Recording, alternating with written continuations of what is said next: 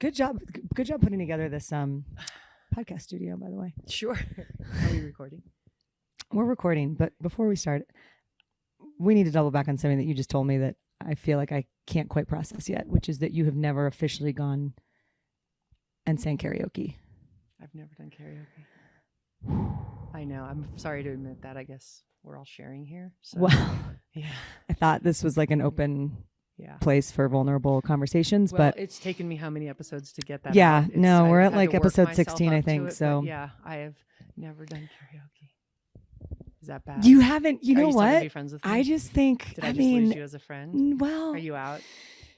I just think that I am going to open your mind to a whole nother world that exists out there. A whole new world. See?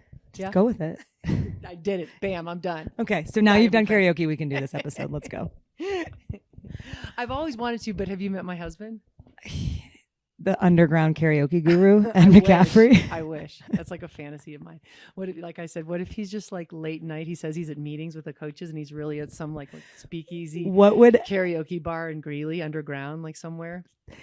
a girl can dream? What would his go-to karaoke song be? Ed's,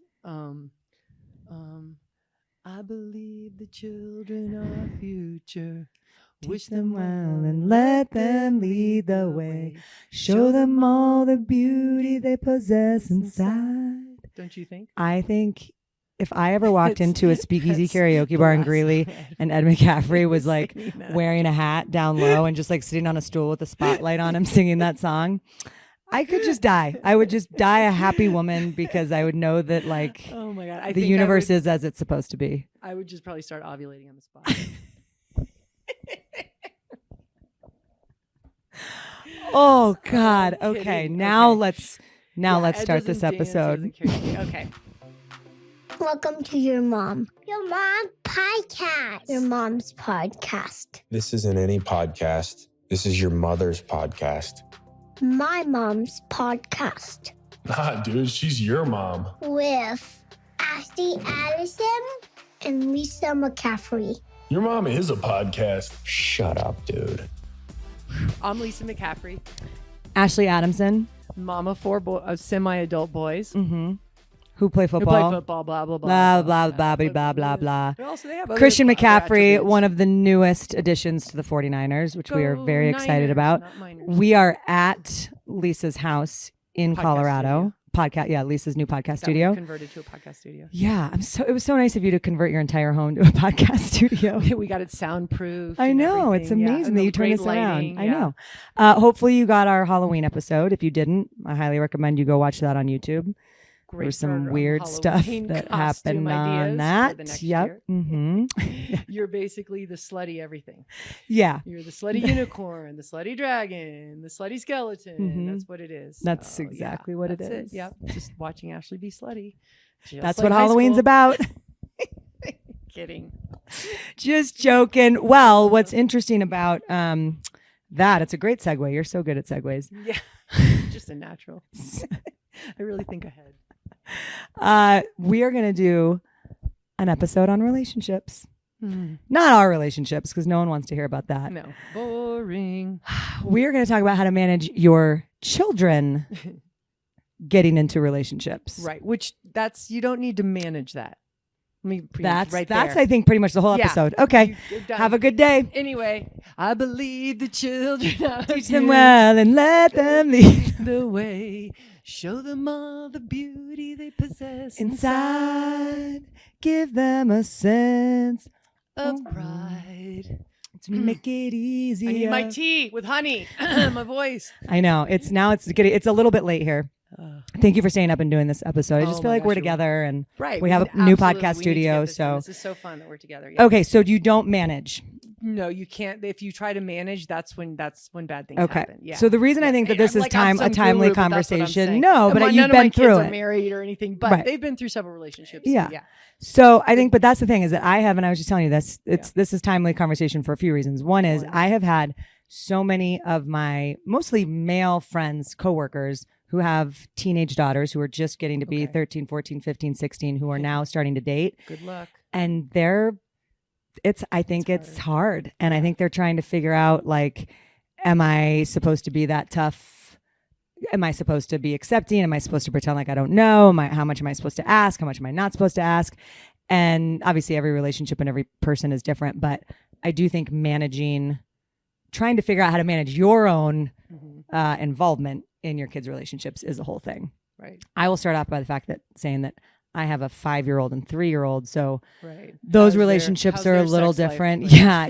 The child bride, we're just starting to put out her. She's on Tinder, right? But I should say Collins, my 5-year-old, completely fell in love with my coworker last weekend at Stanford, Jenna. Cute little Jenna, who I work with, who's just adorable. Cute. She came to the restaurant. We were at Christian's favorite restaurant in Los Altos, Mr. Chu's. Sure. It's a great Chinese restaurant. Okay. Apparently, we went there because they said it was Christian and Solomon's favorite. Yep, Callie gave us the recommendation. Sure. Yeah, I'm sure. Anyway, I digress. Yeah. We're there. We're eating. Jenna walks in, and I didn't really notice it until we got in the car. And Collins goes, "Dada, who is that girl?" No way. And Chris goes, "Who?" And I'm like, "Jenna," and he was like, "Jenna, I love Jenna," and we were like, "What?" Okay. This is like the first time ever that How old is Jenna? Jenna's just turned 30. Oh, okay. So I think that's gonna be a tough she's got to wait. So she said she was willing to wait. She told me she was willing to wait until, he was of age. Okay. So, so she'll be 48, I guess. Well, no, that math isn't right. No math on this podcast. Yeah. Point being, the next day we go to the Stanford football game and she's there and he sees her again. And it's like... No. I've never seen when you all of a sudden see your kid do something or look a certain way for the very first time and you're like, oh my gosh. Wow. And she was down the field and he was just waving at her. And I told her, I was like, my son is all about you. And so she's like, hi, Collins. And she's the sweetest. Jenna is the best. And Collins just waves at her. It's like he was like stuck in like he was like the cat, like those. Like when Ed first saw me. Right. 100%. Just waving and like couldn't say anything. He can barely talk. He's just in awe. It's true. I saw him tonight and he was we were at dinner and he's like. Just waving. Waving. And then she walks up the stairs and he just turns and he's still waving at her all the way up. Oh my gosh. Cute. You saw that. You've got to write that down. I literally saw it and I was That's like, I can't believe that I saw you kind of have your first crush. Fall in love. Yeah. So in any event, so that's where that's where I'm at in my parenting stage. So have you started planning the wedding or like? I told Jenna because she did. Jenna's dating a great guy named Tyler, but I told her I said I just hope that Tyler knows. Because there's a goalie. No big deal. Yeah. So I'm just. 100%. I think he's got a good chance. So, but you know what I think about this though. Yeah. And you've watched it because your boys are older, but like I think about the fact that of all the things you worry about with your kids, like they have to go through that heartbreak that we've all experienced. Like the first time you get your heart broken, it's like the worst and you think you're never going to survive it. Right. And you just realize that like, oh, you're going to have to go through all of these things, heartbreak, friends being terrible, disappointment, failure. And when you kind of really realize that and you're like, no, you need to go through this because that's right. It's part of life. And one thing is have them go through it like in high school or middle school because you're around to help them navigate it. Yeah. You can't, don't put them in such a bubble like through high school that they don't experience those things because then they go off to college and they're experienced for the first time. And that could be really difficult because they don't have parents around to help them navigate. Yeah. That's my 2 cents. I remember Marsha Leaf was talking about that. You asked a very poignant question to her when you said if he had failed more, even not even relationship related, but just, would that have mattered? Because he was so good and so above everybody the talent in the small town. He was in the small town. Plus, pulling back on that, he had all of it was the first like nephew born and she had all those sisters. Remember she said all of the sisters doted on him. Like I could just picture it, all of them, like he's as he sheds a tear and whatever it is they fix it immediately. They but you can't help it. It's your innate instinct to do. But he had all those people out there just helping him through every little thing. So yeah, I could see that happening, and it's that then later on when you have adversity, he doesn't probably know how to manage it and deal with it as well. So when you so when you and did you and Ed have an agreement on like was there some like rules around like okay, this is when we're good with dating, this is when you can start like, or was it just no, I think it just kind of organic, happened more organically at each their own time. I mean, they had like little girlfriends in like elementary school. Yeah, it was pretty funny. Some of them. No, it just kind of happened organically. And I loved every girl they brought home because I don't have girls. So I Yeah. would like fall in love with every one of them. Oh, that's hard. Yes, it is. And I've learned you can't, you Yeah. have to relax about that. So that's one thing. Don't. I mean, it's can always befriend them and support them. But yeah, that was, I shouldn't have done that. But they were so sweet. No. so And I'm sure, many. but those I was like- relationships are real. Like her, you know what I mean? I'm Yes, sure and it was like right, those they were, thought, yeah, it for sure at the that wasn't a time. fake thing. No, Like it right, was, especially when they get in high school and they're a little older, they're totally. they're like so in love, and I don't know, I just would like really fall in love with the girls. I and then know. they'd break up and it'd be sad. So whatever the case. Anyway, but yeah, no, you can't micro. You could. The best thing to do is just be there and be a good ear for them if they have an issue or they're wanted to talk about the relationship. I guess. I mean, I'm no expert on this, but I'm just looking at like things I did wrong and things I did right. Wrong, like we were so much stricter with the older ones for sure than we were with the younger ones. Yeah, we were just, with the first one, you want everything to just be so perfect and you micromanage, and that's not good. Poor Max. Therapy.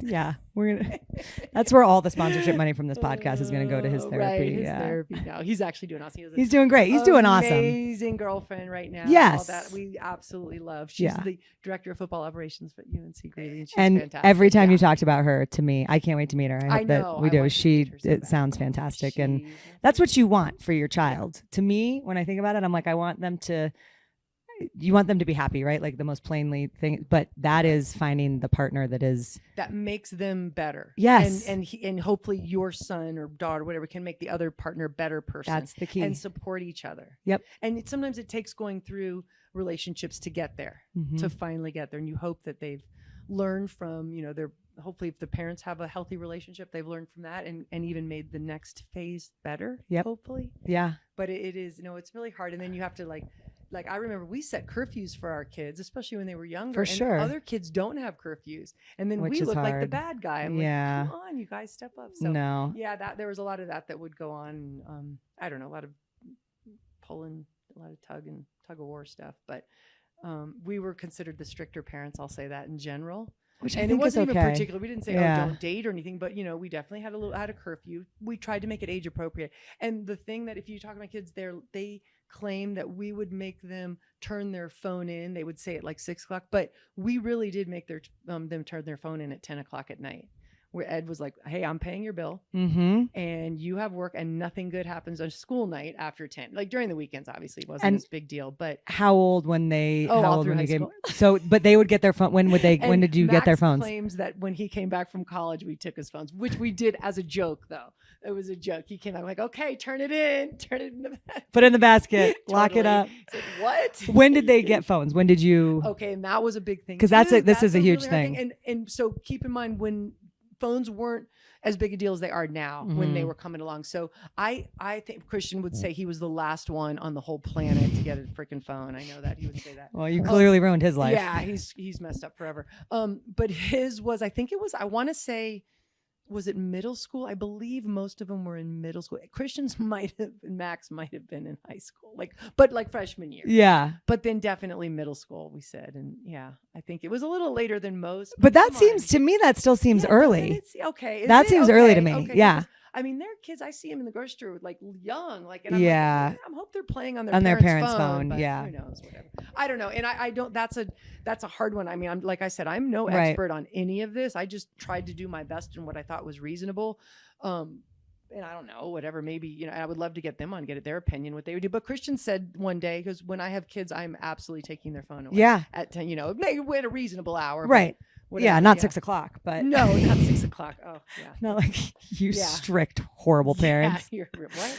No dating. Girls are the devil. I remember talking to someone who has done a bunch of research on this. Yeah. And because here's the thing, social media, we all know the data is out there about what social media it is doing to young people's brains and all of the issues that it's causing. And 53-year-old women. And 53-year-old women's and 40-year-old women's. It's screwing all of us up. Right. But when I remember it was a friend of mine. She said, I think the thing that we have learned is that the answer, some parents are like, they're not going to have a phone until they're whatever, 16. Yeah. Okay. Right. Like I've heard people say I'm not going to, until they're driving, they're not going to get a phone. Like that's the, I guess one end of the spectrum on it. And the thing is, she said, but it's just like social media, or they're not going to have Facebook or Instagram or TikTok or anything until they're 16. And she said, the problem is you can't, it's like anything when you are so strict and don't allow them to dabble in it, then when they finally go do it, it's like drinking. Yeah. It's like if they've never, and then all of a sudden they go to college and it's like, there are kids who just, you have no, it's like all or nothing. And then all of a sudden they don't know how to, it's just like social media. They don't know how to manage it. Exactly. So you have to give it to them in doses. And she said the key that people don't realize is that parents have all of these rules around screen time and none of them are modeling it. So you tell them to have healthy. Do as I say, not as I do. Exactly. Yeah, and that can't be. And she goes, and when you actually realize how much you are on your phone in front of your kids, how much, she said, even just, I got real about not having my phone in my room at night, which is a big thing, and that's, I don't do that. I wish that I did. And I still think one day I'm going to. Like from the basement and exactly. Stuff, right. Yep. Yeah. You like go downstairs just to keep it interesting with Chris, I'm like, I'm going to go sex you from the basement. Yeah. That's cute. It's kinky. With your when you've been married 7 years, you might as well spice it up. What do you guys do? What don't we do? Calm down. We have that swing. What? I did see that. I was wondering. I thought that was part of the studio, but I should have known better. I like the ropes. You just those were ropes were good. Yeah. Ed's in the bedroom in like a leather outfit with an apple in his mouth, waiting for me. Right now, tied to a chair. Yeah. What, isn't Chris waiting? What? Yeah, no? I hope so. Oh boy, back to managing relationships. Yeah, let's talk about teenage relationships.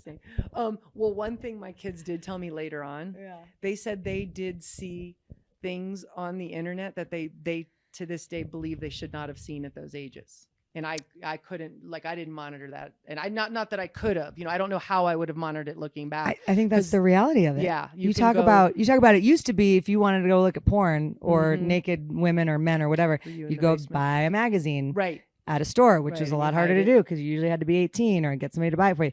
When you think about what's available on the internet now, I mean, it's insane. Yeah. They said they definitely saw things that were above their maturity level at the time. Yeah. But I guess they had enough sense to realize that it was abnormal or whatever they saw was weird. And is it, were they watching it? Because that's what I've heard the stories of, is it's like they're at a friend's house and then people were watching they were it. Here. Oh, they were here. Okay. No, they were here. Oh my God, so good. Yeah, it's a journey. Yeah. When did you have the birds and the bees talk? How did that? Because I remember I remember having that with Cora, she knows. She knows. She gave it to me, actually. She was the one who told me. You. Yeah. She walked in on you guys. Yeah. Cora. Did you ever walk in on your parents? No. Good. No, I did not. Thank God. My dad, though, was very notorious. Like my high school guy friends, he's still well known for this.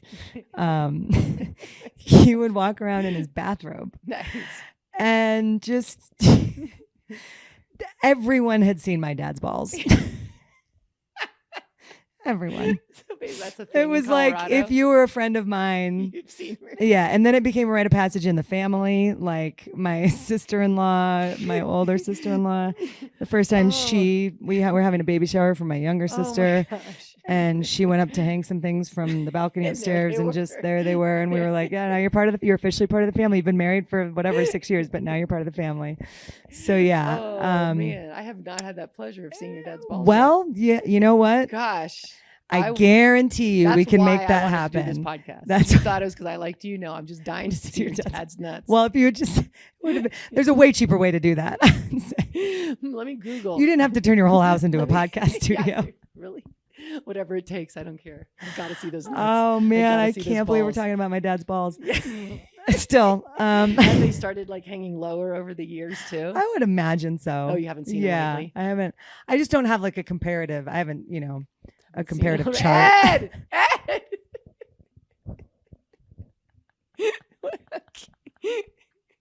Oh my God. Oh wow. So there was a point. Kids. There was a question there somewhere that got lost in the mix. Were you asking me like when they first started to beat off? Is that what you're getting to?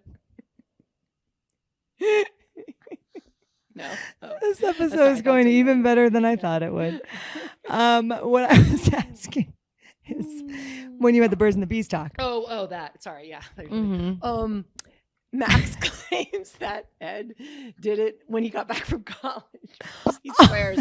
I'm like, come on, Max. No. He goes, yeah, I was in college a whole semester, came back, and I don't know. I'm like, tell Ed. I'm like, Ed, you need to go. Yeah, because it is kind of on the dad, right? For sons. Yeah, shouldn't that be? I don't know. I think I did it. Well, I also though, but maybe dads don't really verbalize things very well. So, yeah. I think he brought up a donut and a hot dog. Or something. Yeah. Well, I remember we read that book, and anyone who's probably like, maybe, I don't know if you know this book.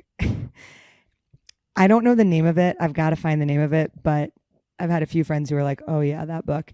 It's like, it goes through, and basically all I remember is this one picture. They're all stick pictures, and it's like very large people that these drawings and renderings of, and that when it finally talks about there's like all this buildup, and then it's like, it's the closest two people can be.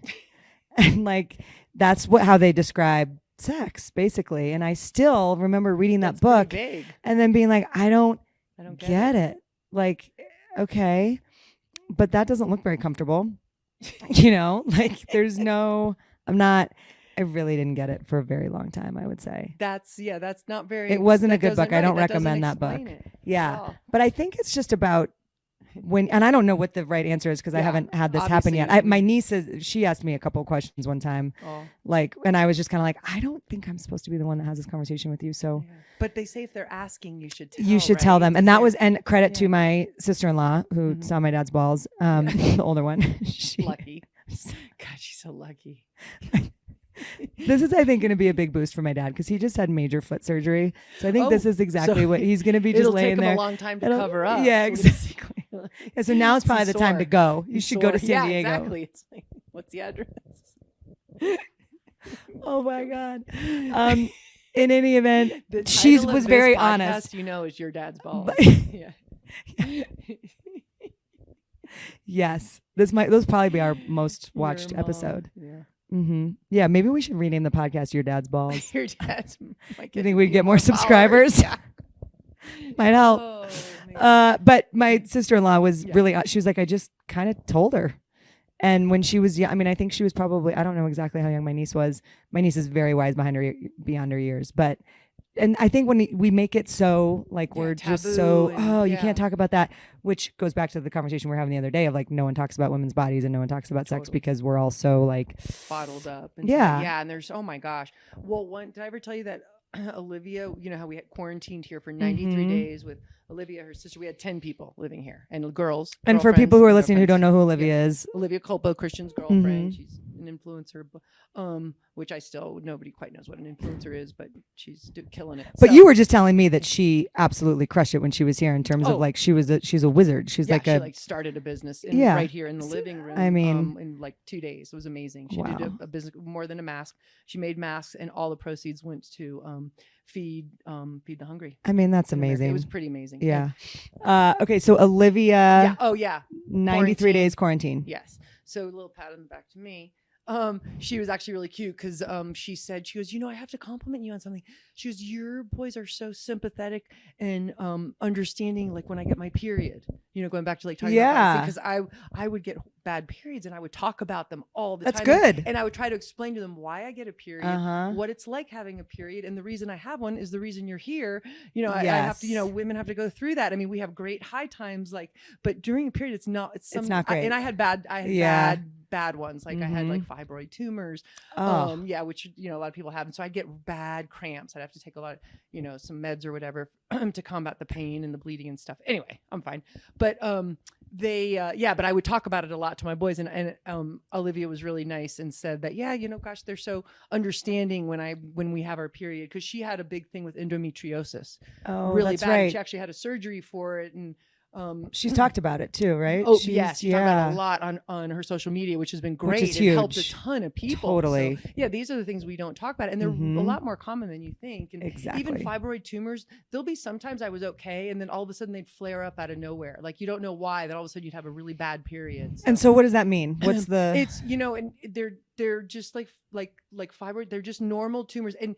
That are in there, they're not cancerous or anything, and they just they hang in there, and they sometimes when you get your period, they because of the cramps down on them, and it's just really painful and can create a lot of blood. But they actually got a little better when I was having kids, obviously, because I wasn't pregnant. I mean, I wasn't getting my period, but then even after it wasn't as bad for a while, but then it got really bad again at the end. But yeah, you should have had more kids. That's what I should just constantly just be having kids. That's one way to solve for a period. Yeah, exactly. That's the way you stop it. I know. Seriously, that's probably why we had 4, just for 9 months of something to relieve it. Yeah. That's why. That's you know what? Yeah. That's good. That's any reason's good enough for me. Right. Whatever. Yeah, but I do back to the point of like it's talking about it, and especially when you don't have any girls in the house, it's even more important. I think. Always felt it was important to talk to them about it and explain what's going through in like a scientific way, that this is normal. So you know, so that when they start having sex, they can use the rhythm method. I'm kidding. Do you remember learning that? Did you ever? No, well, because we went to Catholic school. It's like there's a whole, there's I mean, when we went to our wedding prep, exactly. That was when we learned about family planning. Yeah, exactly. Because you don't have sex before you get married, right? When you're Catholic, of course. You don't. Duh. Of course. Yeah. Yeah. So I do think though that. Okay, what was the thing that you felt like if you look back on it, you're like, okay, that I felt like I did well, or that went right, or that was in terms of advice around when your kids start dating? This is a tough one that I think is the right thing, but the hard thing. And it happened a little later, like if they'd been dating somebody, whichever kid, and some of them would come to me and say, it's not working out. I don't want to date that person anymore. Mm-hmm.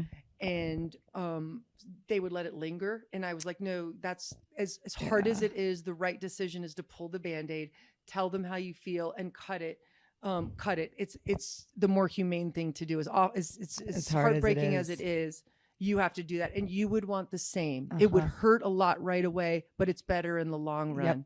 And it's so horrible to do that, but you don't want like a boy like who's like wants to break up but doesn't know how and just lets it linger and cheats and does whatever. Like no, don't do like that. And that's a really hard thing to teach, and it's hard to say too, because I'm like I said, I really like the girl, I feel bad, but if they don't feel it anymore, it's the right thing to do. I couldn't agree more, and we've all seen it, and many of us have been in relationships where it just lingers on because it is hard to, and I think that's the thing about relationships in general, like everyone that you fall in love with throughout the course of your life, like it's just because it didn't work out doesn't mean that it wasn't a valid, meaningful, true relationship, and that taught you something like, and they still cared for the person in most cases. I'll be honest, like looking back at most of the relationship, they still cared for the person. They didn't want to hurt their feelings, but and ultimately it's the right thing to do. You should listen to Taylor Swift, The One. It's such a good song. Oh, you want to sing it to me since you're I couldn't. Yeah. Should we have Ed come sing it? Yeah, could Ed? Well, he's in there, but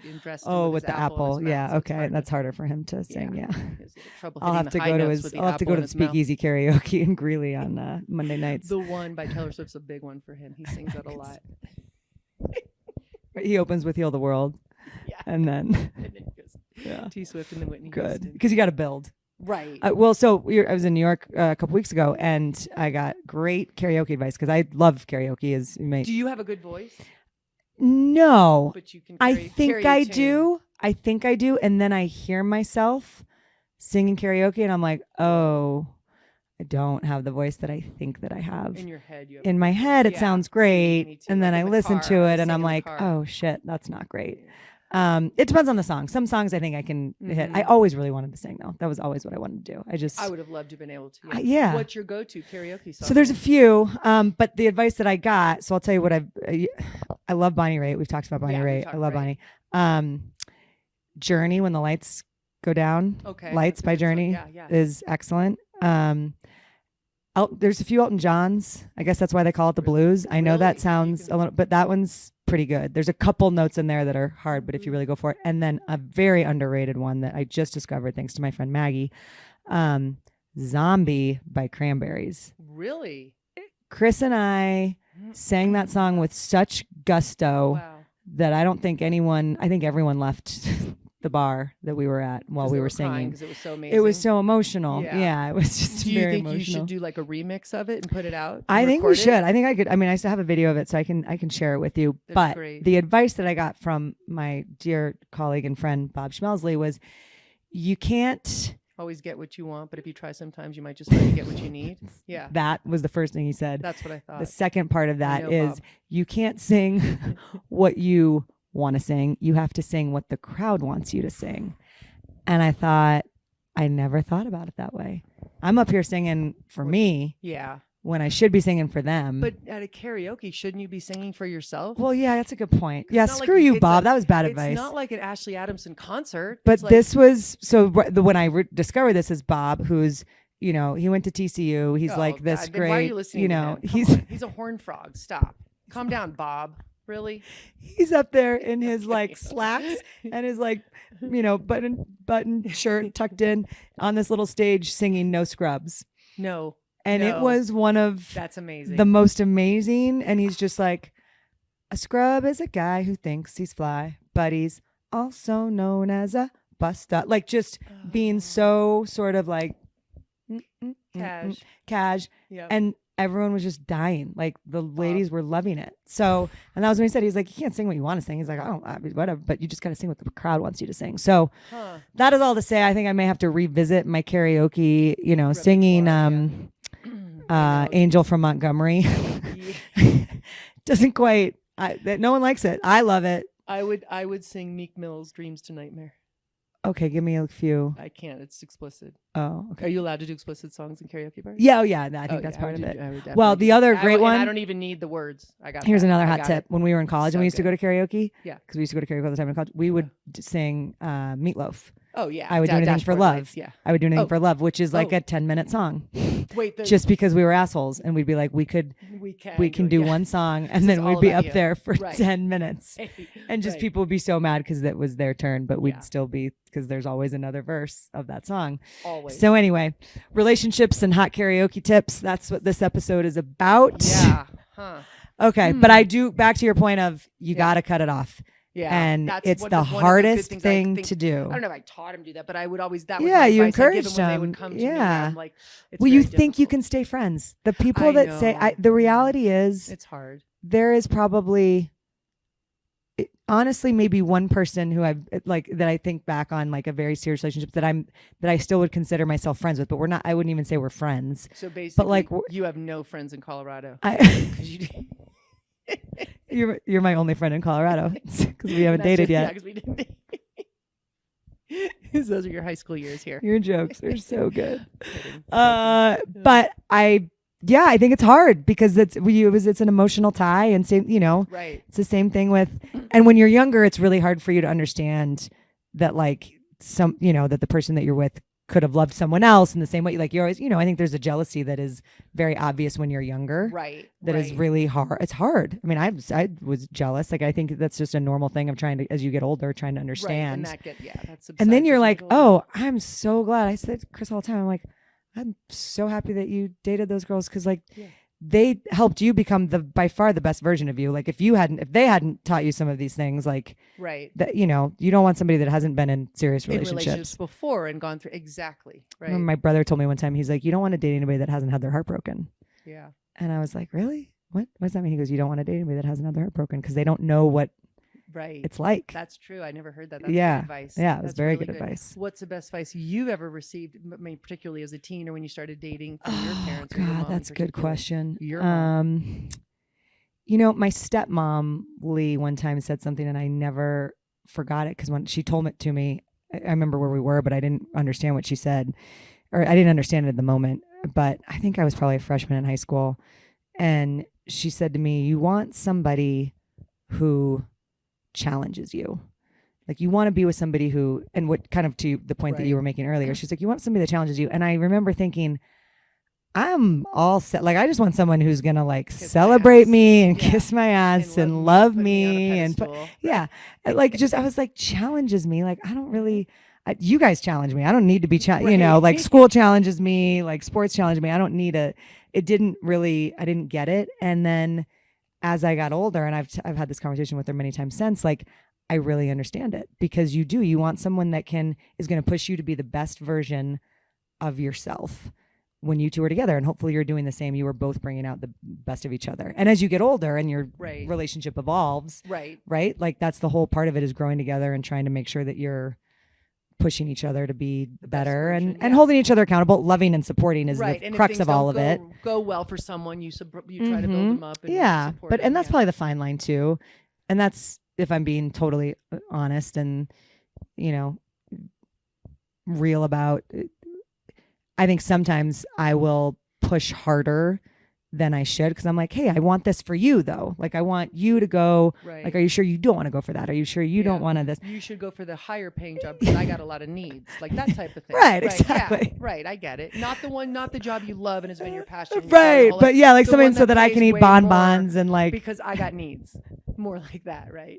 Yeah, but you know what I mean? Like the growth, like you talk about like the growth mindset thing, and it's right. But at the same time, and I remember. And again, I think, Chris, thank you for allowing me to talk about all of this on the podcast, but, or if you haven't, yeah. It's a nice marriage. Thank you next. Ariana Grande, thank you next. But Chris is the best. He's like the rock. Really? He is like a rock. And what my brother said to me is that we were all at dinner the other day and I was like, and we've talked about it. I'm like, I've pushed him on some different things here and there. And I'm like, but he's somebody who, when he finds something that he likes, like he would eat the same, we'll order out from restaurants. Yeah. He will get the exact same thing every time. Like he would eat the exact, like he doesn't need to change anything. He just and I'm like, I just want, don't you want a little variety? Don't you want to try something different? Don't you want to go like, and my brother just looks at me without skipping a beat and he's like, well, that seems like a pretty good quality in a husband. That's actually true. And I was like, hey, good point. Okay. Let's order that same tiki masala that you always get. Done. If it ain't broke, don't fix it. That is a very so it was a great. Solid. I was like, Alex, good point. Good point to you. Good point. I like that. Yeah. So yeah, that's a good husband. That's a keeper. I'm keeping him. Yep. I'm keeping him whether he likes it or not. He's tied up in the basement. Sorry. Yeah. Yeah. But I do think it's also. What was the best advice you got growing up about relationships? Did you? I just trial and error. Yeah. Lots of error. Yeah. But you have to. That's also the part of it. Yes. Yeah. I think you do have to kind of. It was more learning and evolving each time and knowing from each relationship what you didn't want. Well, that's the thing. Yeah. I remember the first time I dated like a truly nice guy because I dated a lot of not nice guys for a while. And I remember being like, oh, we don't always have to be in a fight. We don't always have to be jealous, mad or jealous or like, it doesn't have to be this like constant friction. Yeah. Right. And it was like sort of eye-opening. I was like, oh my goodness. This is nice. This seems nice and delightful. This is a lot easier. Yeah. This feels like a lot easier. Supportive. Yeah, right, exactly. Right. Yeah. I don't feel like I'm going to cry every day. That's probably not a healthy relationship. No. Yeah. No. I was in some unhealthy ones. But it's hard to process because you're just like, no, but this is the thing. This is it. It feels like it's right. And you want to make it right. And you think if we just need to grow up a little bit or the situation needs to be different or we need to be older once we get through X, Y, or Z. And then you realize you're like, no, it's not. You're not going to change him. Yeah. And he's not going to change you, whatever. I know. I think the other hard thing is when you get to the point where the biological clock for the women is real. Yeah. And for the men, it's not the same. Right. And there does become a point where you're like, okay, what are we doing here? And I remember, Chris and I didn't start dating until I was probably 30, 31. So the clock's already like a little bit further ahead than when you're younger and feel like you can, and it's not fair, right? Because the last thing you want to do, and we've all seen it, is marry somebody that is not. It's the biggest decision you'll ever make. Yeah. Right. Absolutely. Every single thing in your life revolves around this decision that you make. And like you sort of know that, but until you get married, you don't actually fully understand it. Right. So you want to get it right, but you also like, how do you know? I mean, that's the other thing too. It's like, how do you really know? Do you not know? I think I'm pretty sure. Yeah, I think I'm pretty sure. Yeah, no, Chris, you're not going anywhere. But you just, sorry. But you don't. And then there's also all these different, because don't you think you kind of know? Oh, you know. And that's the other thing too, is that people always say, there's always like, well, how do you know? And I'm like, you just do. Mm-hmm. Like, would you say that? Oh, absolutely. Yeah. You just knew like, oh, wow. Okay. It was like different. It just felt like, it was almost like at peace or something, or just like it just was like, oh. Fuller. Like almost like, kind of like complete. Right. Yeah. And and I think I can't say I can predict everything with my kids, but I can kind of see. Yeah. You just kind of know, and you can't tell them. one way, but you just know for your kids, because you know your kid and you know the relationship, and you know if it's a good, healthy one, and if it's not, and if they're the one. And would they ask you? Do they talk to you a lot about relationships, or like growing up? Did they talk to you about them? All, but they'll every now and then. Like I've asked them, like, hey, let's go shit or get off the pot, buddy. Come on, like enough already. And we talk a little bit about that, but not too much, to be honest. They're pretty close to the cuff, but they've asked me like, oh, do you like her in situations and things like that, and and I've been honest, mostly all good, especially these are great. These relationships they're in now are phenomenal. And that's what you want for your kid. You just want them to be with somebody who is like values them for who they are, accepts them, but also challenges them. Yes, exactly. And makes them a better person. And they make them and vice versa. Mutual, I know. And respect. Yeah. And you can tell like how they talk to each other too, not condescending. I love I love banter and joking around, but then there's just a certain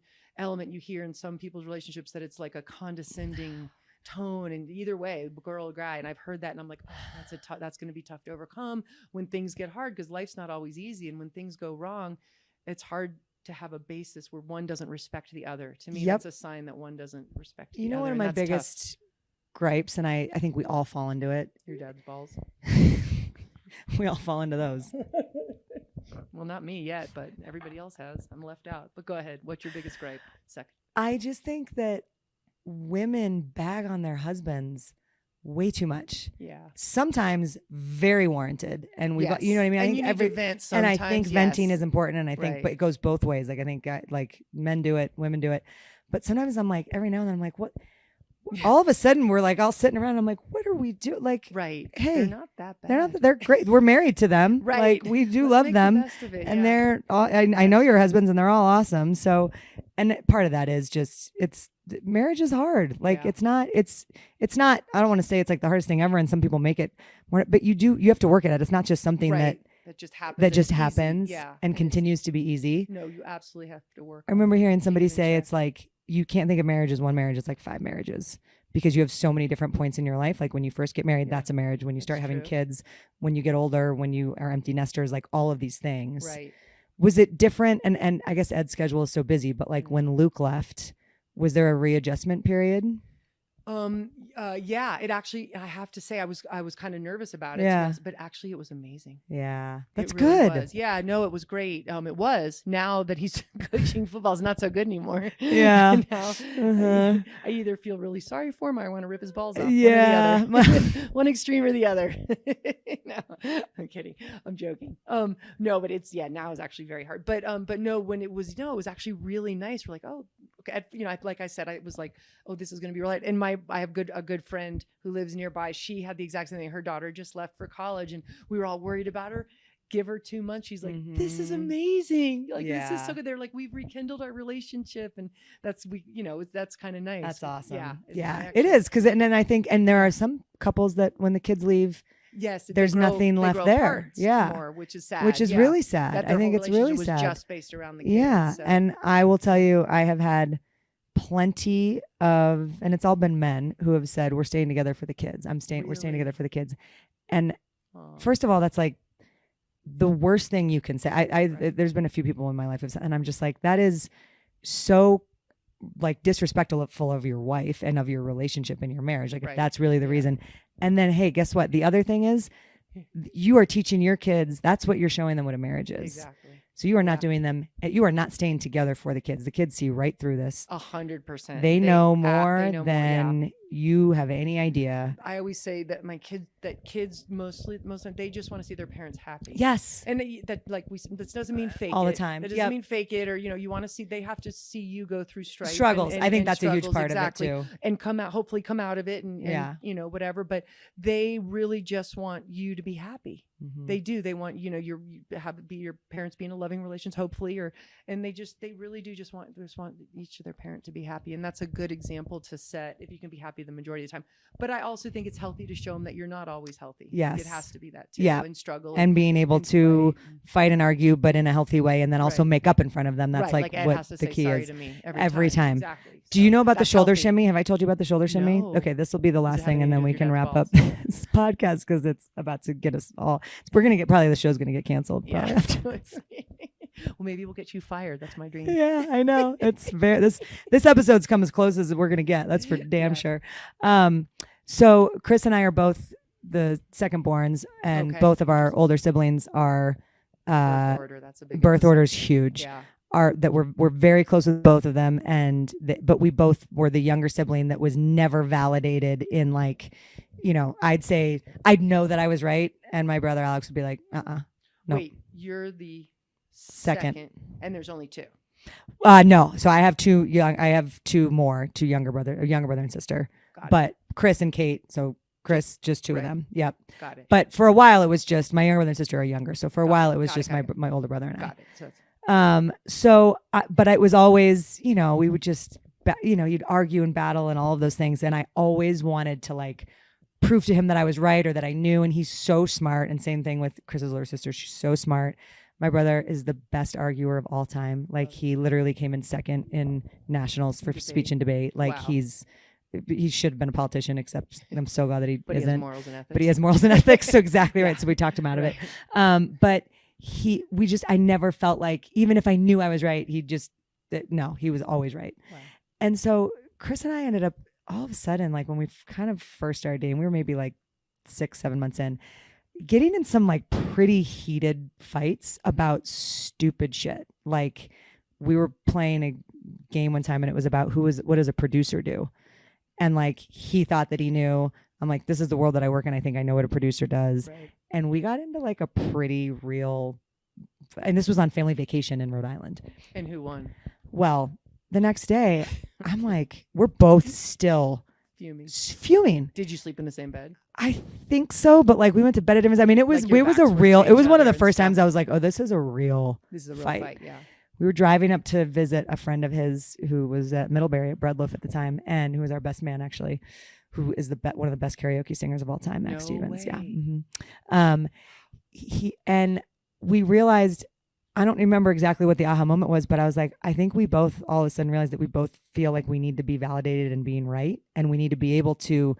We are so bad at saying that we are wrong on the one hand, and we are also. It is so important to feel like when we are right, that we are acknowledged that you're right, that we're right, even if it's something stupid, like, see that, and we both kind of realized that we both really needed that, so we came up with, and I don't even remember how we did it, but I was like, from now on, when one of us is wrong, because clearly we are not great at saying I was wrong, you were right. We weren't going to do that. We give a shoulder shimmy. So, like, when you're wrong, you give them a little bit of this. Oh, I did not know this is where that was going. And I am telling you, it has changed our entire relationship. We stayed married. We got married and we stayed married. When you're admitting that you're wrong, you do a shoulder shimmy? When you realize that you're wrong, because you don't have to say anything, and you also kind of, like, it's kind of like a little fun. Funny. It's a shimmy. It's you laugh about it. It takes the edge off. Right. It makes exactly. And it is. I'm not kidding you. We have started. Game changing. It's game changing, and we've like so everyone in our family now does it, and we always give, especially when it comes around, we're like, did you give him the shoulder shimmy? Did you acknowledge it? Now you're not supposed to ask for a shoulder shimmy. Okay. But I do. Right. I do. You're a bitch. But I was gonna say you need to pass that on to your kids. Yes. Funny. Well, we do it to them because every now and then we admit that we're wrong. Right. And I'm like, Collins, and I give them a shoulder shimmy. That's good. Good. Yeah. And that's another thing that is good. Like, you want to admit to your kids if you're wrong. Yes. You have to see you be wrong, and because then that teaches them, oh shoot, I was wrong. I'm sorry, and say I'm sorry too. Which I every now and then yell. When I don't want to, I get so, really? like every now and then I get, other than that one time that you yelled at Christian on Mother's Day. I forget that anyway. Oh yeah, when I was planting my chrysanthemums. Right, just my geraniums out there, just in the perfect area in the yard for this to get the maximum sun. But sometimes I just like would yell, and my mom yelled a lot. Yeah, that's right. And we all do. I get so mad at myself when I yell. Like, as soon as I do, I'm like, but sometimes it's the only way to get their attention, to be fair. Yeah. But I have gotten a lot better at immediately being like, I'm sorry. I did not mean to. Because it's upsetting to that, like, especially when it really is like, kind of comes out of nowhere. And when you're like screaming at them in their face and like holding them upside down. Yeah. That's probably not good. Let's not do that. No, but I have started apologizing, and it does. I'm like, I'm sorry. I was really frustrated. And I'm able to say that, and that diffuses the situation. Right. And then I have their attention. But That's good. Yeah, I wouldn't say I do that all the time, but I try to. Yeah. Good. So shoulder shimmy, try it. Yeah. Wow. But you're never wrong. So I know. So I'd like to shoulder shimmy. yeah, so I because don't you look know. good doing it. Yeah, I Again, know, go so- watch us on YouTube Yeah, if you, especially with my new highlights especially with your new and your neck. Your and my neck is jacked up so- neck. Yeah. Thanks, kids. All right, well there you have it. There's how Anyway. to raise kids that are going to be in healthy relationships. Are they? I don't know. They're in Shout out there's relationships there. To my dad's balls. And your dad's nuts. Can't wait. When can I come over? Anytime you want. Your Thanks dad's for listening. Make sure to subscribe. And this might be our last episode that we ever do. So it's been a wonderful ride, everybody. Your mom. Your dad's balls. Tell your mom about your dad's balls.